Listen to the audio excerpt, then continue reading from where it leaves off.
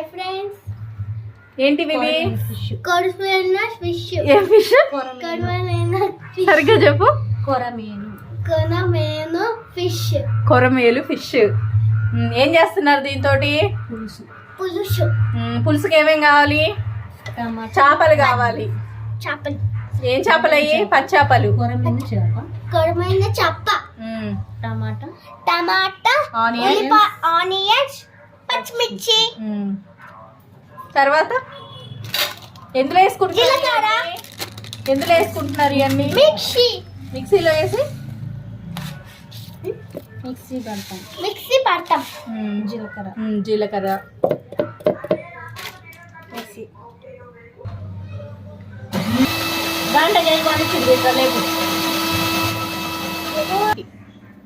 చెయ్యి ఇట్లా పట్టుకోమా. ఇదే వెళ్తావు అలానే ఉంచు. నీళ్ళు పోయేదా?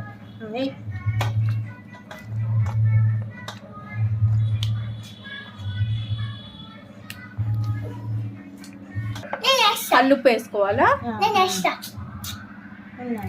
కల్లుప్పు బాగా కలుపుకోవాలి.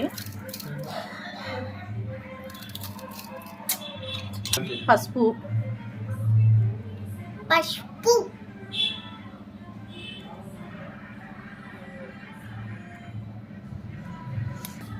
పచ్చిమిర్చి ఉల్లిపాయలు వేసుకోవాలి. ఆనియన్ పచ్చిమిర్చి కల్లుపు పసుపు వేసుకొని బాగా కలుపుకోవాలి.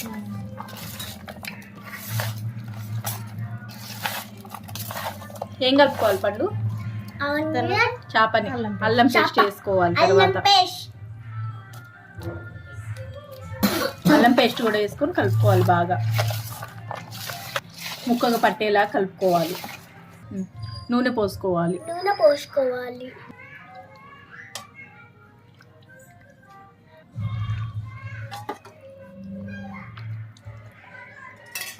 బాగా కలుపుకోవాలి. నూనె పోసుకున్నాక ముక్కకు పట్టేటట్టు.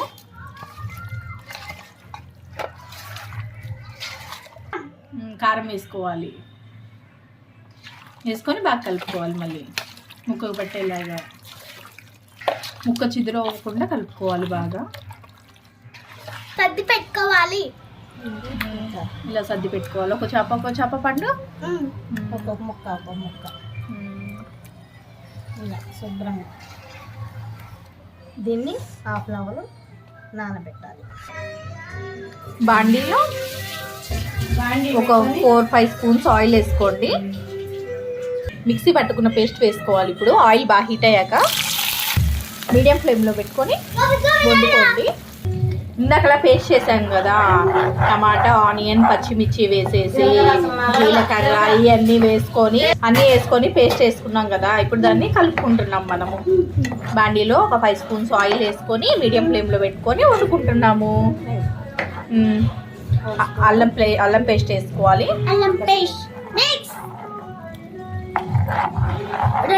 3 స్పూన్లు అల్లం పేస్ట్ వేసుకొని కలుపుకోవాలి. కొంచెం ఉప్పు కల్లుప్పు వేసుకోవాలి. బాగా వేగాలి. పసుపు వేసుకోవాలి. ఇప్పుడు కొంచెం చిటికెడు పసుపు.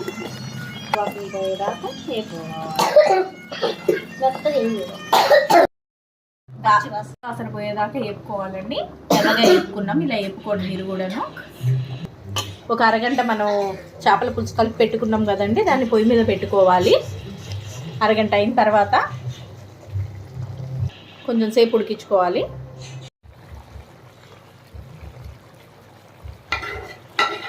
చేప ఉడికిన తర్వాత కొంచెం ఇందాక మిక్సీ వేపుకున్న పేస్ట్ వేసుకోవాలి. కొంచెం సేపు ఉడికిన తర్వాత ఒక 10 మినిట్స్ తర్వాత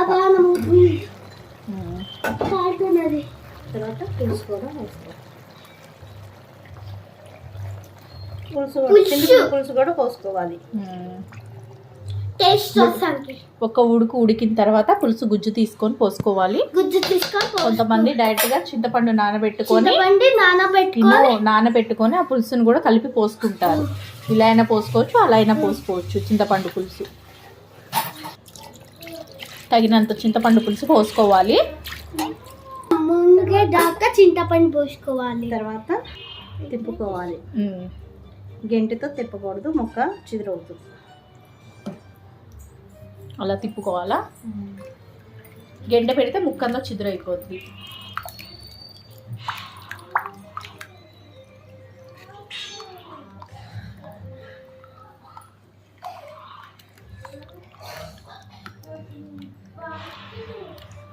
అది ఫ్రెండ్స్ ముక్క అంతా కదిలిపోయింది. పోసిన పులుసు అడుక్కాన వెళ్ళిపోయింది. పైగా ముక్కలన్నీ తేలినాయి పులుసులో. ఇప్పుడు ముక్క ఉడకాలించుకోవాలి. పొయ్యి మీద పెట్టుకోవాలి. మళ్ళీ పొయ్యి మీద పెట్టుకోవాలి. మళ్ళీ ఎంతసేపు పెట్టుకోవాలి? 5 minutes. ముక్క ఉడికే వద్దు. ముక్క ఎంతసేపట్లో ఉడికిద్ది? 10 minutes. 10 minutes 15 minutesలో. కొరమేను చేప 1/2 hour లోనే పులుసు రెడీ అయిపోతుంది. చేపల పులుసు రెడీ అయిపోయింది. ఉంటే కనుక కొత్తిమీర వేసుకోవచ్చండి. ఇందులో కొత్తిమీర వేసుకోండి. కొంతమంది పులుసు లాగా ఉంచుకుంటారు, చాలా మంది ముక్కకి పులుసు అంతా గిరిగిరిపోయిందా ఉంచుకుంటారు. నాకు పులుసు కావాలి. మా ఇంట్లో జనం తిన్నారు, అదే నేను ఇలా వండుతున్నాను. అయిపోయిందా చేపల పులుసు? అయిపోయింది. ఇంకా తినేద్దామా?